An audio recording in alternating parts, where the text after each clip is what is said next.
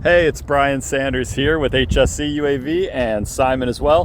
What are we doing today, Simon? We're doing a standoff between our two most popular drones, the XAG V40 and the DJI T30. That's right, we're getting set up. Here we go.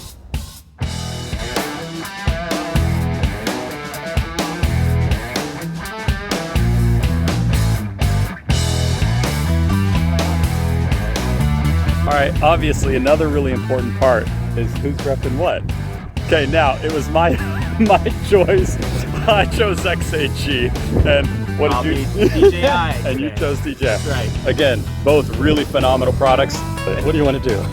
I want to have a race. I want to see who can get these systems set up and ready to fly the fastest.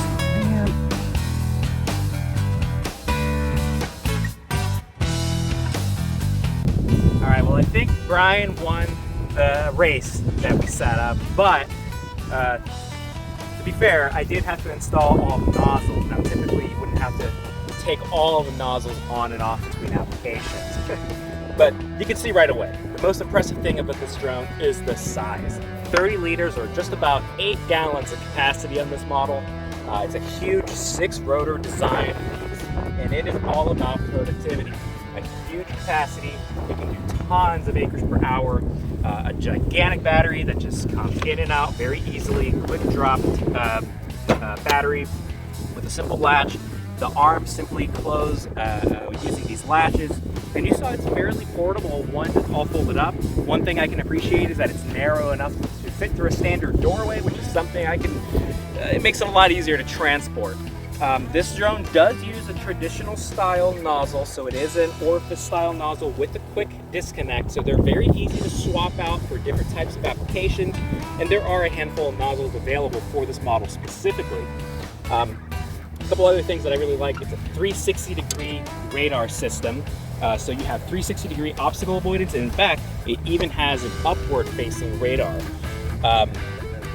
The FPV camera system on this is unmatched. We all know DJI's camera systems are amazing. That's really something that they do really well. And this is no exception. It has a front and rear HD camera, so a dual camera setup with excellent range right to your controller. Speaking of the controller is an all-in-one type of system. So the screen and all of your operations are done right from your controller. You don't have a separate phone or tablet that you have to use to operate it. It's all right from your controller. And the controller, one thing I actually really like about it is it has 2 batteries on board. So it has an internal battery and an external battery that can be swapped out while it's on. So you can swap out batteries without turning off the controller, which is a really handy feature. A couple other things I really like. Well, first, actually, Brian, you just showed them. It comes with this nice case for all of your control equipment. So that keeps everything very well protected. It's a nice foam case to keep everything protected. We have RTK on this model is optional but not required. So you can actually fly this drone without the RTK system, which you'll see with Brian's walk around. The RTK and the XAG system is required, and it takes a little bit longer time to set up. So with this model, the big advantages that I see is that it's a lot easier and more effective to operate if you're doing manual style spraying. So right-of-way applications, difficult areas to get to, waterways, this system works great for that because it has modes to fly manually while maintaining the spray system autonomous. So it makes it very effective and accurate even when you're flying manually. So that's something great that I really like about it. The tank on this model is not removable, but it is a very large tank, so it would be pretty difficult to lug around something that's this large, so I can understand why it's not removable, but I do really like the way the lid is designed. So it's actually a quick turn lid that doesn't actually thread in, it just locks right into place, and it only requires a quarter of a turn to lock it in, which is really nice. It makes it very easy to load and unload this aircraft. Now, Simon, some people say that this does have a quick release tank. So the tank is removable, yes? The tank is removable, but it's not designed to be removed when it's full. Because it has the connection for the hose on the bottom of the tank. It might be hard to see, but it's right down here.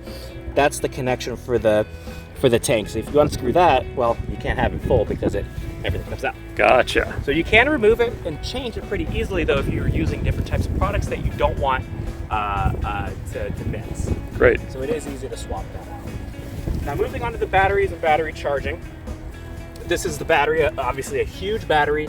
This is the charger. This is actually a 2-port charger, but it does charge one battery at a time. It'll automatically switch to the next battery when one is finished. Now, a couple things about this battery system. This is a charger that plugs into the wall, and there's a lot of different options for power inputs. Right now, we're using the slowest method of charging, which is a single 120 volt power input.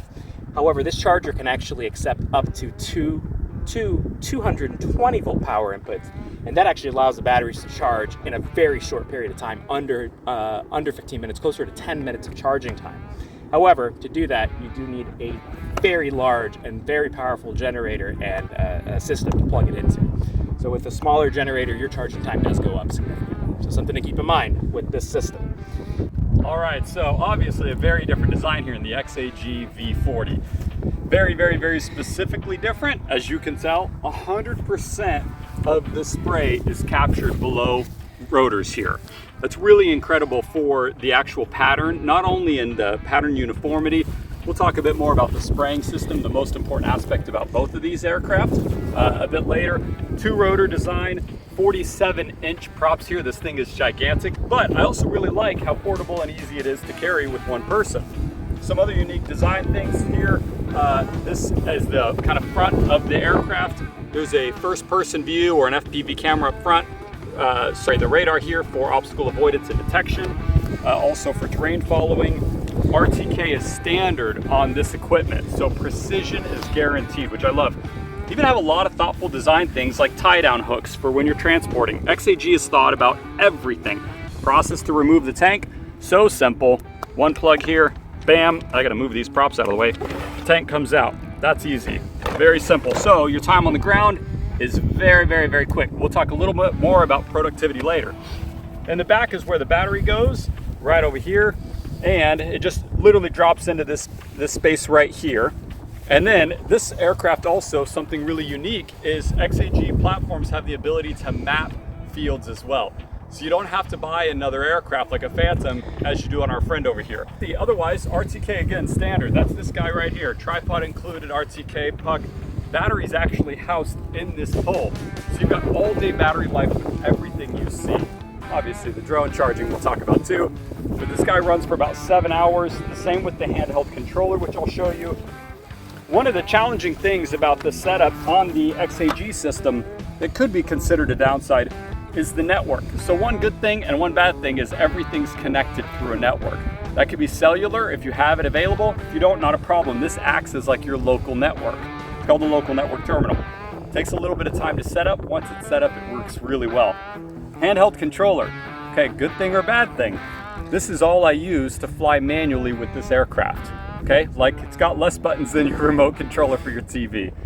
So, again, as Simon had mentioned, I think one of the drawbacks to the XAG platform is actually it's a lot more laborious to fly this manually. It's really designed for autonomy. So when you're in situations where everything's autonomous, this thing's extraordinary. However, if you've got those tricky places to get to, this is a little more work to fly manually. The Realterra, the mapping camera I was telling you about earlier, that's this guy. Only used for mapping. It's not crop health analytics or anything like that. It's just an optical camera with some plastic that comes for free. And then I'll show you here on the back, Simon comes around. This guy literally just goes here. Slides right in, latches in, clicks in, that's it. Obviously you're not spraying while you're mapping, but that gives you the ability to have always accurate field maps anytime you're planning your field plans. Next thing I want to show you is all about battery charging. That's what really is my favorite part about the XAG and why I chose this platform to rep today. All right, so all-in-one generator and charger. As you saw with Simon over there, you have to buy an aftermarket generator. That is changing with the new T40. However, there's still some concerns that come along with that. The magic thing about this is one, it's easy to move and transport by one person. I love that. You can charge 20 batteries on one tank of fuel, so super fuel efficient. And the charger is built into the generator. So instead of Simon over there having to lug around a generator plus a charger, I just need this one device. All I do is literally turn the battery on, I flip a switch, no pull cord, this thing starts up automatically. Choke, all of that stuff is set automatically for you. Oh, I might have just turned it off. I did, sorry. Hang on. There it goes. There it goes. Awesome. Now the battery's charging. When the battery's finished charging, the generator shuts off automatically. That's how you'll know. These charge in 11 minutes. It's a big, big deal. When it comes to productivity, it's all about shortening your time on the ground. So 11-minute charging from dead on these guys, on the DJI, again, if you get an 8,000, 9,000, 10,000 watt generator that has a 220 volt output, you can get those charged in about the same time. However, the 10,000 watt generator is a beast. The other thing that really separates these apart is this is my cooling tank. Now we're here in Florida, we spend a lot of time in a 100+ degree day flying literally all day, nonstop, back to back. This actually gets filled with water on those days. It's over about 85 degrees. You fill this tank with water and the batteries, yeah, they sit in the water. That actually keeps the batteries really cool. So it's easy. You can literally take them off the aircraft, drop them in here. Water keeps the cells cool. Charger charges them. Of course, it's foolproof as well. So if they are too hot or whatever, it might take 30 seconds or so to cool down in the water, but they're good to go. Another little trick that I love about this system is on those super hot days, the water actually gets pretty hot. It's been cooling down the batteries, right? So we just grab a handful of ice from our cooler, drop it in here. As you'll see on the DJI, there are some really crazy, innovative designs that people have taken Coleman coolers, big coolers or hunting coolers, cut out holes in the top, put ice bags in them, and then run the charging cables through them. It's fine, it's just more stuff to lug around. This is my battery transport kit, also serves as my cooling kit. You just can't beat it from an efficiency standpoint. All right, guys, back on the T30. So this is a more traditional style spray system that you see on a lot of drones. This does use a diaphragm style pump. It actually has about 8 liters a minute maximum output rate, about 2.1 gallons. Gotta get my math right. And it uses a more traditional style nozzle. So these are, we go down here, you can see these are just 2 of the nozzles. There's actually a total of 16 on this system. They are very easily removable. You can just unscrew the cap, flip it over, and you can see the nozzle. I'm sure you guys have seen these before. This is your traditional style quarter turn, quick connect nozzle, however you want to call it. This particular model is made by T-Jet. And there's a variety of nozzles available specifically for this model. So they're very easily replaceable. Like Brian mentioned, one of the disadvantages to this is if you go with a finer droplet size type of nozzle, you do also reduce your output rate from your pumps. So this model is really designed more for specific rates that are consistent across products. So it is very effective and it has a great spray pattern, but you are a little bit more limited to the droplet sizes and output rates that you have available. With that said though, this model does have a bit of a different flight operations that you see with like the V40. This model actually flies forward and backward. That's one of the reasons why it has the 2 cameras on board, is so you can see from both directions. And that actually does tend to save some time in the flight operations overall. The V40 actually turns at the end of each row, whereas this just simply goes to the end of the row, shifts over and slides backwards. So that tends to save a little bit of time throughout the operation. Obviously, also, this model is significantly larger than the V40, but we'll talk about the P100 later. That's the XAG's answer to this. This is just designed for larger areas. Now, this is the T30. Brian mentioned a T40 is coming, and that model does use a rotary style nozzle like XAG. So we haven't gotten our hands on it yet. We'll be very interested to see how they match up against each other, but from early videos that we've seen, it does seem like there's more drift from the DJI T40 system versus the XAG system, but we'll have to see when we get there. All right, moving on. Right, so here's your recap of the DJI. We love how portable it is, especially given its great capacity, and the familiar user interface rocks. Quick swap batteries are great, all-in-one controller is nice, super easy to use. However, the mapping on this system is cumbersome. But it more than makes up for it with its awesome spot spraying and manual spraying. The hydraulic spray system does clog and it needs priming, and then with 16 nozzles on board, it's going to take you some time to swap when you need a different droplet size. Setup on the ground initially is pretty quick, but the no hot swappable tank means you've got to refill on the ground, which slows you down. Same with charging, you've got to have a gigantic generator, and frequent battery overheating slows down productivity. One of my most favorite things about XAG is that they've built these drones entirely from the ground up to be spraying drones, application drones. Distinct from other manufacturers that have essentially taken smaller drones, I'm not naming any names, but have taken smaller drones, just made it bigger, and then figured out how to make them good applicators. This is totally different. So, big things that are different. One, XAG has been using and working with rotary atomization for several years now. Now the new DJI T40 will have that, but it's their first stab at it. So you'll see some differences even in their first release. Why rotary atomization? So I'm going to show you how they work first. This is new for a lot of folks on drones. All right, so rotary atomization works in two different ways. Most pumps that you'll see on traditional drones are based on pressure, hydraulic or pressure-based pumps and nozzles. So it takes a certain amount of pressure to open the orifice. That's what creates different droplet sizes. That's how that works. This is very different. The actual pesticide comes down this valve right here. I'm going to talk about the pump in a moment, and it falls on this spinning disc. This spinning disc has thousands of little tiny teeth. The faster the disc spins, the more it shears or cuts up the droplet size. So the faster it spins, the finer the droplet, the slower it spins, the larger the droplet. This is adjustable between it's adjustable between 60 and 400 microns, and it's adjustable on the fly. I never have to stop, swap nozzles, check for leaks. The other thing that's really brilliant about this, instead of using a traditional diaphragm pump, this actually uses a peristaltic pump. Peristaltic pump never comes in touch with any of the pesticides, so even your really caustic stuff, not going to be a problem for this. Peristaltic pump works by running essentially a roller along the hose back in here, but a roller actually creates a vacuum and pulls liquid through. It doesn't need pressure because all it's doing is dropping the pesticide on top of the disc. And the other thing that's brilliant about that is I can have as much flow or as little flow as I want and still not have it affect my droplet size. So I'm no longer required to have a certain amount of pressure to hit those really fine droplets, which then slow my flow down. I don't have to deal with any of that stuff. It also is very difficult to clog this kind of system. So you can see the size of these lines here. You could literally spray mayonnaise if you wanted to with this thing, which is awesome. So peristaltic pump, rotary atomization nozzle, and you'll see just how well that works. In testing and research that's been done, there's very few droplet sizes that are outside of your spectrum on this kind of configuration. They're just really precise, which makes me happy.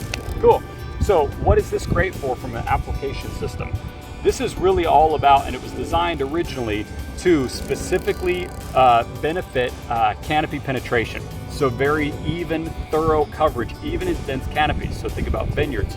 Anytime you're dealing with a pesticide that's a contact-based, right, so where coverage is key, fungicides, insecticides, miticides, etc., wherever you really need thorough, even coverage, this is your aircraft. There's literally no other drone like it on the market. Pesticides, otherwise, for herbicides, systemics, maybe this is a little overkill. You could probably get something a little less expensive, like the DJI platforms. But if coverage is key, and you really need that canopy penetration, there's just nothing like this. All right, so time for our XAG summary. I like that there's fewer moving parts in general, less things to replace. It's also super portable. The app's awesome, but it's complicated to set up. Quick swap batteries, again, just like the DJI. I also like the controller, but again, it's limited in what it can do from a manual spraying perspective. It's really designed for autonomy, and the autonomy is awesome. The local network can definitely be buggy at times, but the mapping and field planning is easier than ever. Peristaltic pumps move a lot of volume, a lot of liquid, and you can change those droplet sizes right on the app.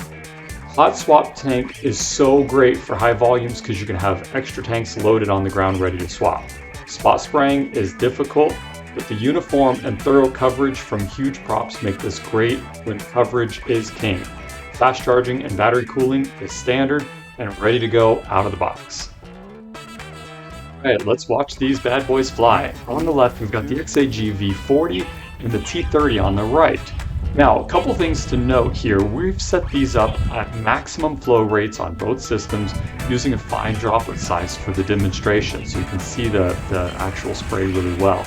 We're also keeping them against that tree line so you can see with contrast. Now again, depending on what you're spraying, if drift is of concern, if you're out to mitigate drift, these are not the right types of nozzles or droplet sizes to use. But again, we're really wanting to show you how the coverage is different.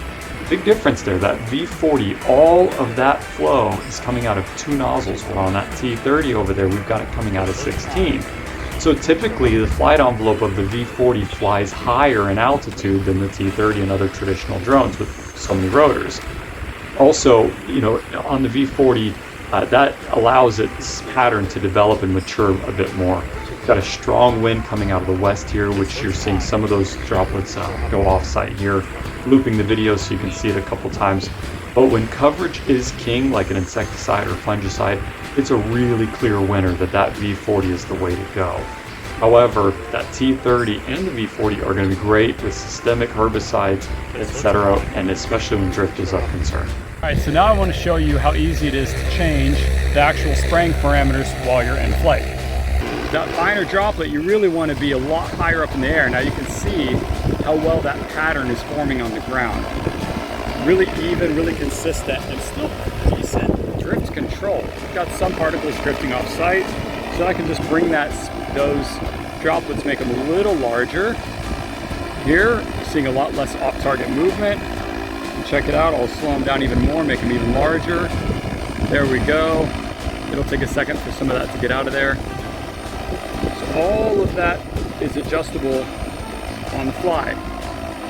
So check it out. Now we're into a really large droplet, basically just rain. And again, you're going to change your height of the platform. Your flying height will change based on what is happening with the droplet selection. But that pattern is still really, really, really nice and uniform. Really amazing drift mitigation in that scenario.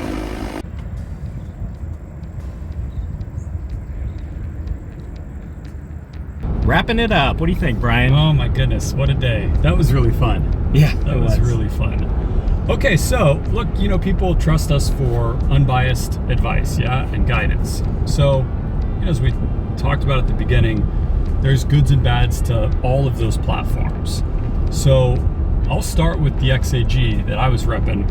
What I love about that platform is how easy it is and how fast it is to land and refill tanks. The auxiliary battery on board keeps all of the systems connected while I'm on the ground. It gives me several minutes to swap batteries without having to reconnect to RTK or my ground station or any of that stuff. I love that. Obviously, I think the spraying system, all of the configurable parameter settings in the app, and I'm not just talking about, the flow rates, which of course you can do on both systems electronically, but I'm talking about being able to change droplet size on the app. We didn't have to prime the pumps. There's no pumps to prime. Right. We had no nozzles leaking. Yeah. We had no air in the hose. And decon on the V40 is really, really, really easy because I don't have any nozzles to pull off and shake out or clean. I really like that about the V40. I also love that it can map all in one drone. People don't have to buy another aircraft. I love that about it. I think that where it falls short, also the charging is just crazy. Like it was, I don't know, it's only 80 something degrees today, but I know we've been out flying in 100 degrees plus and haven't had to do anything except for keep that cooling tank full of water. Throw some ice in there. Every once in a while throw ice, yeah. So I never have to worry about being slowed down by stuff. I don't have to worry about having the right generator and a big Coleman cooler with holes cut in the top of it. Like, I don't have to deal with any of that with the XAG. I think some downsides are that I know the manual spraying is really not that great on that XAG. It just isn't. That's where it really falls short. But again, I think it's all about the right tool for the job. Now, I think when it comes, as I mentioned earlier, if you've got a vineyard or you're in an orchard environment or even traditional row crops, just nothing touches canopy penetration because of those gigantic 47-inch props. There's just nothing like it. Right. So, I don't know. Okay, that's what I got. How about you? Yeah, so flying the DJI T30, well, first of all, I had a lot of confidence in flying it. You know, having used other DJI drones like camera drones, I felt right at home with it, and it was very, very easy to set up and operate and use. I had, you know, even the first time that I flew it was so simple and straightforward. You know, I didn't have any questions. It was easy to figure out, even as a beginner, and it was very easy to set up. Really, it just turned on in the box and it worked. The XAG drones do require a bit of configuration out of the box to get them set up for the first time. The network terminal. The network terminal. It is a bit of a complicated process if you've never done it. But once it's set up, one and done. It's done. That's and right. Then I think our time on the ground between swapping tanks, the XAG is way faster. Right. Yeah, and the fact that you can't swap tanks in the T30 does slow you down a little bit, so you got to take into account the time that it takes to do that. And those batteries overheating. Right, with batteries, you know, cooling, it doesn't have any active cooling on the batteries, so you have to manage those batteries very closely because they can overheat. With that said, the manual flight operations, and I mentioned this earlier when we were doing our walkthrough, on the T30 is phenomenal. It works so well. I love M+ mode. It's so easy. It works great. It does exactly what you expect it to do. You point it and it goes, and it doesn't do any weird stuff, right? That's another win for the DJI because that all-in-one controller with the display and the controls is not only familiar, but it works really well. It does work really well. Where with the XAG, we've got to use our own device. That's right. So it's two things you got to carry. And now the whole point behind the XAG is that it is a fully autonomous system. So there are things that I will say that fall a little short with the DJI compared to XAG when it comes to autonomy. So one of the big things is the DJI system only allows you to set waypoints either using the controller, the RTK system, or the drone. You cannot set points on a map just using satellite map, for example, which you can with XAG. So really, you have to be on location to map or to set up your fields with the DJI system. The only exception is if you import a KML file, for example, or a shape file, which you can also do with XAG. So that is a bit of a disadvantage because it really, a lot of areas you can't get to. So a lot of the aquatic applications that we work with, we can't actually, vegetation management, tough areas, that's the whole point of the drone, is to go to areas you can't get to. So that was something that I was a little disappointed by. Again, you can get around that with importing files, but that requires additional software and other tools to create those files, and it may not be very accurate. That's a good point. So that was a big thing, and with the Realterra system on the XAG, even if you don't have any satellite imaging, you can create RTK precise maps on location in real time really quickly and use those maps to create all of your fields, and it's really fast. It doesn't require any additional software. There's no post-processing because the Realterra does all its processing in real time on the drone. So that is a big advantage. I like that part too because, you know, as your planting or your rows, you know, change over time, depending on where you are in the world, satellite data can be really, really out of date. So I love the option of being able to go back to an environment that changes frequently and being able to always control the quality of your map data. That's right. I think that's a big deal with and you can exactly, and it's map data is always out of date, right? That's right. Always. This allows you to do not just up-to-date maps, but in the time of the year that you want, with no shadows at the right time of day, and that's something that you don't get with normal satellite imaging. Also, the XAG system does allow for fully offline operations with the LNT, which is an advantage as well.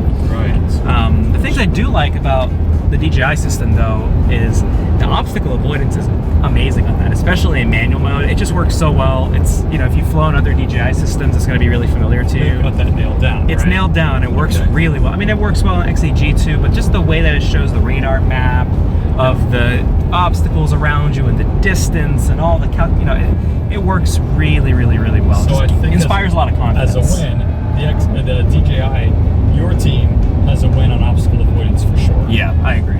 Okay, I agree. All right. So I think when we think about, any other quality things that we want to talk about, I'm just, you know, we've been in this business since 2009, and not the first company to import spraying drones from Asia. Right. So we've seen them all, every shape and size and quality and goods and bads and everything in between. Most of the stuff we've seen looks like someone made it in their garage. But I will say that the quality on both of these machines Very good. is excellent. Yes. Now, something that's kind of unique, I love the V40. I'm going to take this for a win on my team because there's fewer moving parts. Yep. Those two propellers, those two twin prop design means less maintenance because there's less motors, less props to replace, and it's really easy to move around with one person. Right. Now, granted, it's half the capacity, right? So it's a big difference. We're not totally saying it's apples to apples from a portability standpoint, but no matter what, even in the T16, for example, or the T20, this thing's just night and day easy. Mm-hmm. Now, I think the quality on the DJI is still really nice, a nice finished product. In my opinion, there's a lot of foam and a lot of pieces like underneath the motors that are just foam based.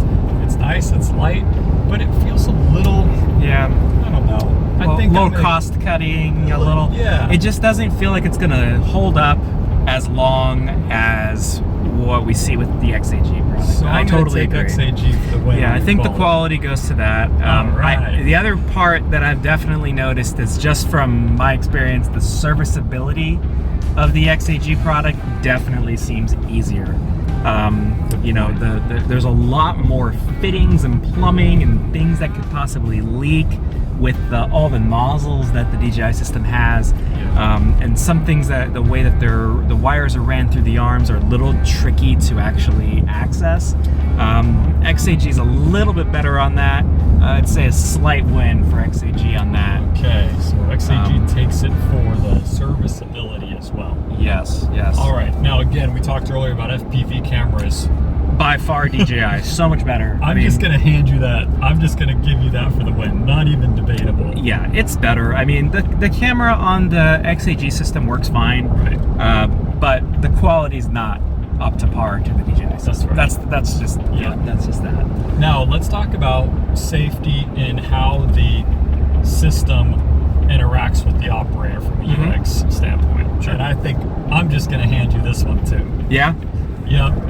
Okay. Yeah, I think so. I mean, I think the alerts, the audio alerts with the DJI system are a little bit more polished than XAG, but I wouldn't say by a huge margin. Well, I think they're close. The main thing I noticed today when we're out there with these two guys side by side is the XAG is plenty safe. I'm not implying that it's not safe, but I really appreciated how the DJI system would say, even when we approached it when it was powered on, it was on the ground, totally disarmed, but it still said people or items or objects detected as we approached the aircraft. And that's cool. That's a really nice feature, actually. Yeah. So I liked that aspect of it. I also liked that it would talk to us throughout the operation. It wasn't annoying. It wasn't nagging. But I did just feel like we knew more about what was happening with the DJI from an audio perspective or an audible perspective. Right. I would agree with that. So I would agree with that. I felt a little more confident. Okay, now let's talk about apps. Okay. This is a tough one. This is a tough one because they're both really good. I think the DJI system is a very refined application. Yeah. The interface looks beautiful. It works really well. It does. But I did find that some of the settings were sometimes a little difficult to find or access, or maybe not where I would expect them. Yeah. Versus the XAG system, I don't know how to put this, but they've really made a complicated thing like crop spraying with a drone incredibly simple.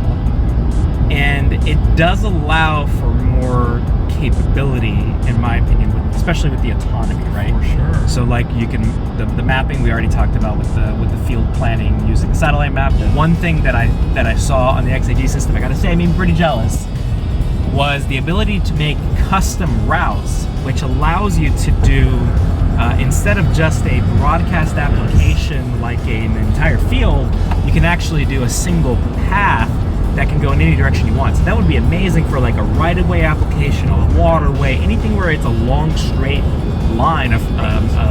It also allows you to do just the boundary of the field. So there's a couple more options that it allows you to do, and it's set up in such a way that it's incredibly easy to use. And that's the experience that I've heard from customers too. Is that just a few minutes on the app and you can basically know how to use it. Yeah. I will say also, when you do the spline pattern or the path, if you think about a right-of-way and vegetation management applications where you're following a roadway perhaps, or some other right-of-way clearing that's not going to be straight, you can literally just drop lines in any kind of zigzag pattern or an S shape or anything in between, and that XAG will follow it and manage it for you. There's one more thing I just remembered. XAG also allows you, in addition to obstacles like the DJI system, you can set restricted zones, which are areas that the drone will fly over but not spray. And I don't think the DJI system has that, and that's a really useful feature. That's true. Especially with the custom path, custom route options that places you have. you don't want to spray. Right.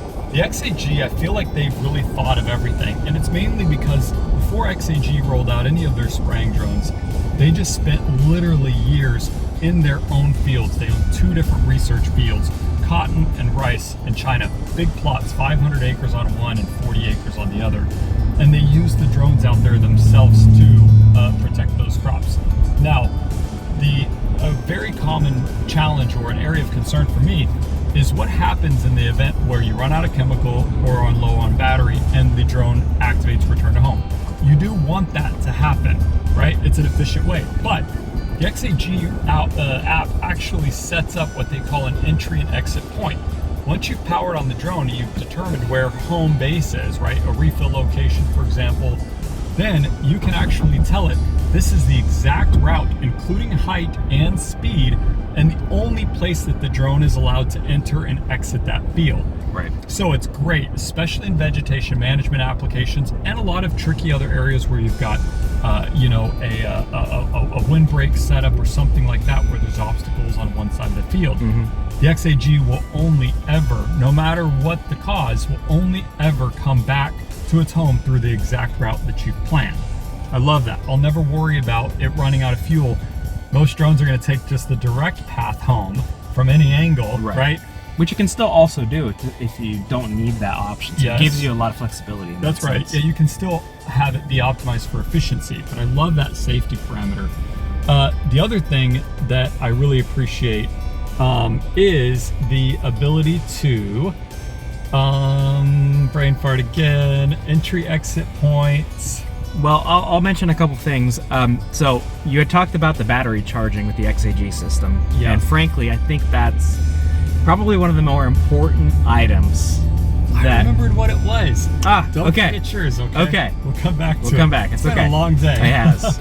So the other thing that I love is the XAG is so intuitive with the app. So for example, if I run out of liquid at the north end of my field and I'm set up at the south end, all the other drones on the market, spraying drones, would, at the time you hit resume, it would fly with a full tank after you've refilled to the very north end and then start spraying south again. It's super inefficient because it's carrying all that weight all the way to the north point instead.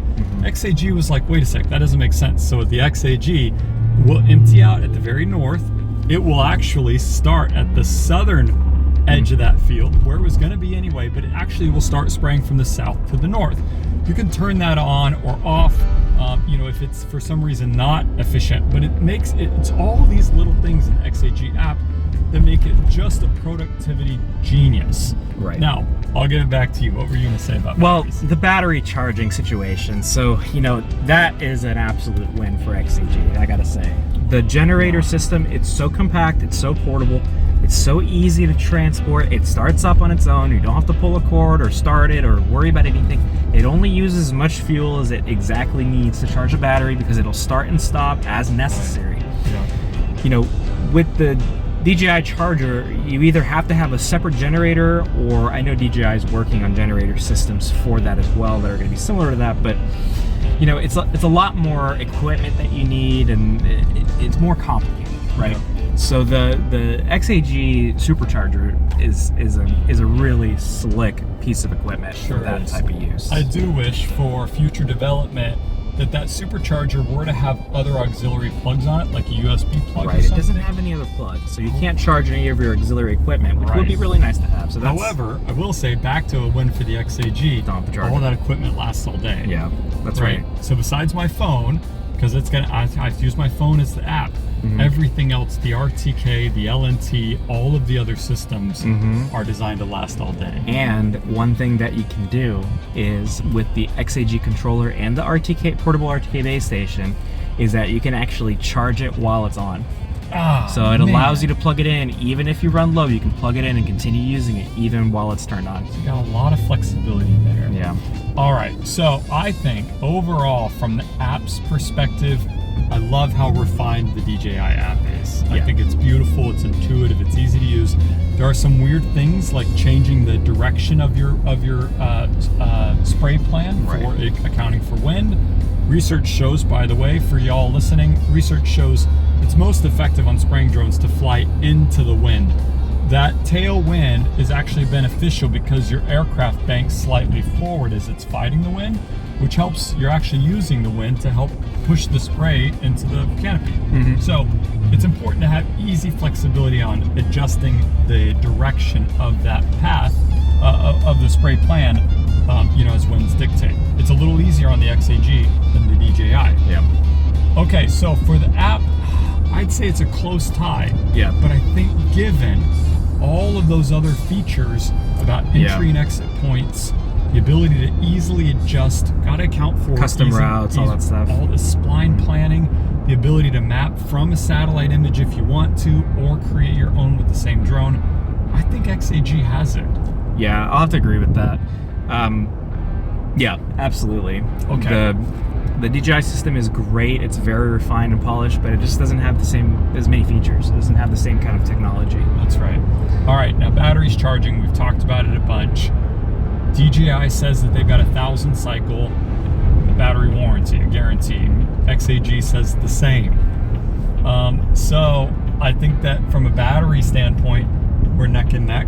However, there's a lot of concerns out there about batteries overheating with DJI and then having to let them cool down. It's only going to be a problem for people that are in hot environments, right? So keep that in mind. If you're not in a really hot climate, you're somewhere up like the Northwest like I am, probably not a problem for you.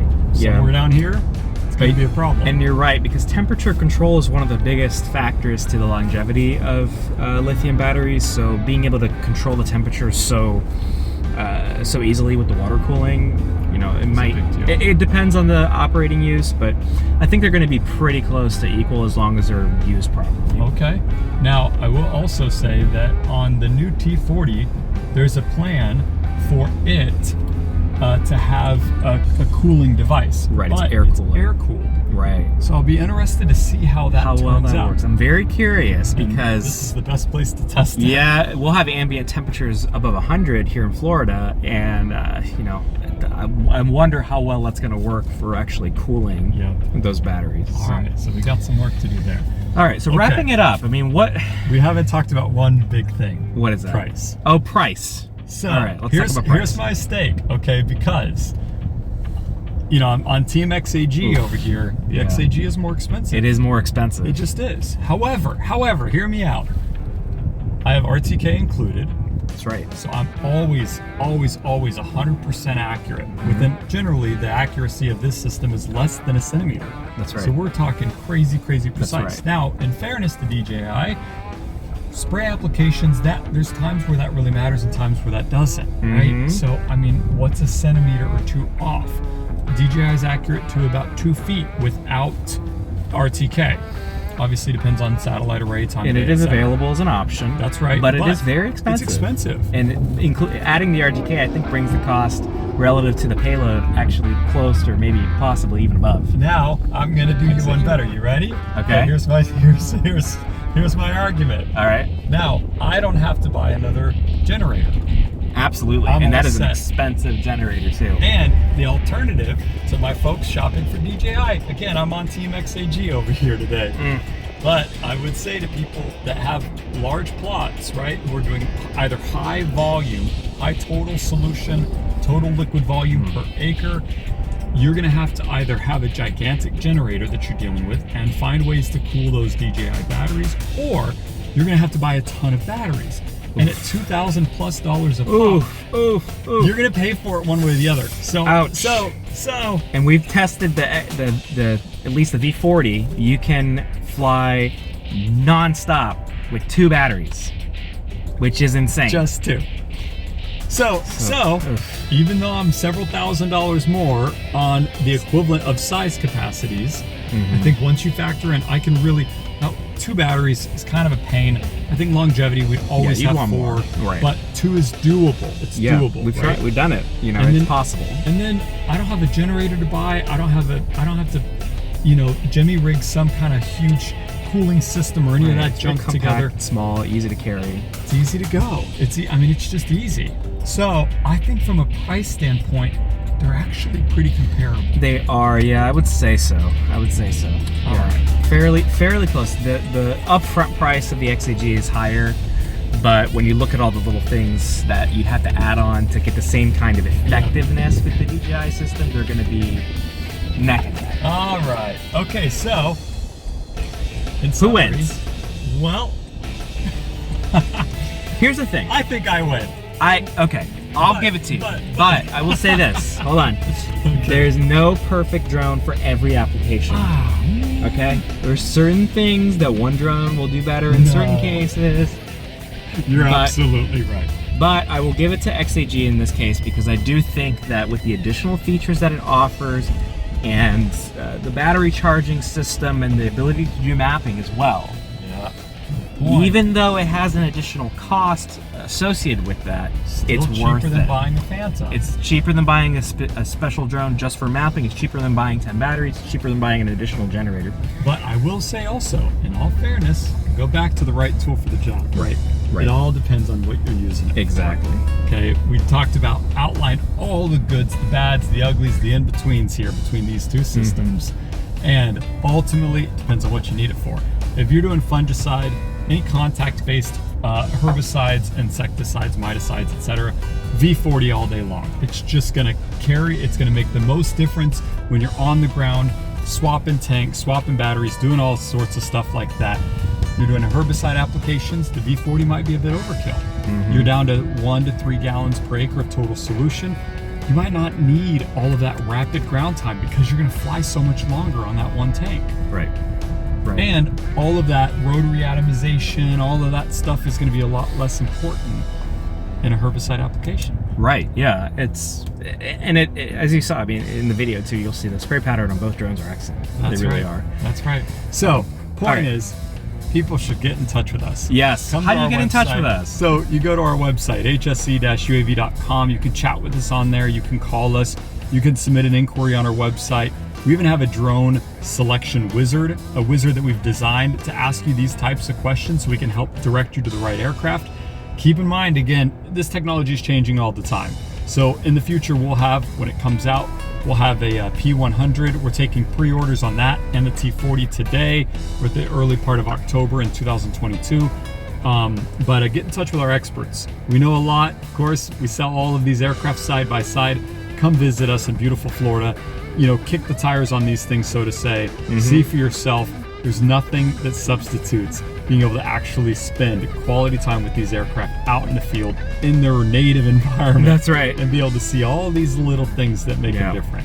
Yeah, there's a lot of variables that come into play with these kinds of applications, Yep. and that's why we're here to really help you guys out. So yeah, Totally. contact us on our website, and you'll find it below. Thanks for All right. watching. Hope this was Bye.